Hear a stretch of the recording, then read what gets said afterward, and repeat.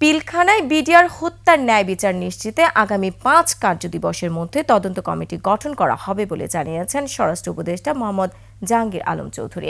কমিটিতে অবসরপ্রাপ্ত বিচারক, সিভিল সার্ভিস, সশস্ত্র বাহিনী ও পুলিশের অবসরপ্রাপ্ত কর্মকর্তারা থাকলেও সশস্ত্র বাহিনীর সদস্য বেশি থাকবেন বলেও জানান তিনি। বিস্তারিত জানাচ্ছেন নাহিদ সিরাজি নিম্মি। ২০০৯ সালের ২৫শে ফেব্রুয়ারি সকাল ৯টা রাজধানীর পিলখানায় তৎকালীন বাংলাদেশ রাইফেলসের দরবার হলে অনুষ্ঠানের শুরুতেই বিডিআর মহাপরিচালক মেজর জেনারেল শাকিল আহমেদ বক্তব্য শুরু করেন। বক্তব্যের এক পর্যায়ে কিছু বুঝে ওঠার আগেই বিডিআরের বিদ্রোহী সদস্যরা অতর্কিত হামলা চালায়।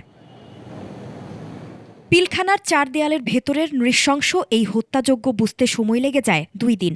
পথভ্রষ্ট সদস্যদের সেদিনের ওই হামলায় ৫৭ জন সেনা কর্মকর্তা সহ নিহত হন ৭৪ জন। পরদিন রাতে আত্মসমর্পণের মাধ্যমে প্রায় ৩৩ ঘণ্টার বিদ্রোহের অবসান ঘটলে পিলখানার নিয়ন্ত্রণ নেয় পুলিশ।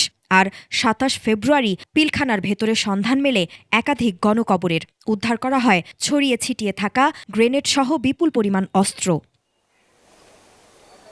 নারকীয় এ হত্যার এত বছর পার হলেও এখনও অপেক্ষা সুবিচারের।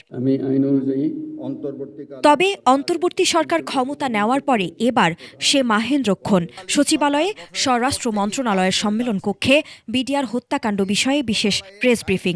কথা বলেন স্বরাষ্ট্র উপদেষ্টা মোহাম্মদ জাহাঙ্গীর আলম চৌধুরী। বিডিআর হত্যাকাণ্ডের পূর্ণ তদন্ত। উপদেষ্টা বলেন, বিডিআর হত্যার ন্যায় বিচার নিশ্চিতে আগামী ৫ কার্যদিবসের মধ্যে কমিটি গঠন করা হবে। বিডিআর হত্যাকাণ্ডের ন্যায় বিচার নিশ্চিতকরণে আগামী ৫ কার্যদিবসের মধ্যে একটি তদন্ত কমিটি গঠন করা হবে। ৫ থেকে ৯ জন সদস্য নিয়ে গঠিত এ কমিটিতে অবসরপ্রাপ্ত বিচারক, পুলিশ ও সশস্ত্র বাহিনীর সদস্যদের রাখা হলেও সশস্ত্র বাহিনীর সদস্যদের সংখ্যা বেশি হবে বলে জানান তিনি। ক্যামেরায় ওয়াও, স্টাইল দেখাও, Xenon X21 পারলে ঠেকাও।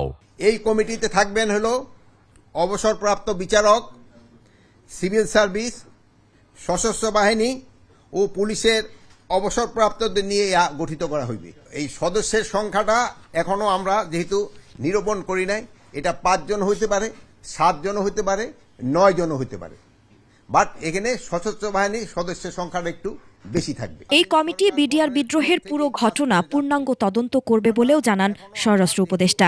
নিরূপণ করি নাই। নাহিদ সিরাজি নিম্মি, ২১শে টেলিভিশন, ঢাকা।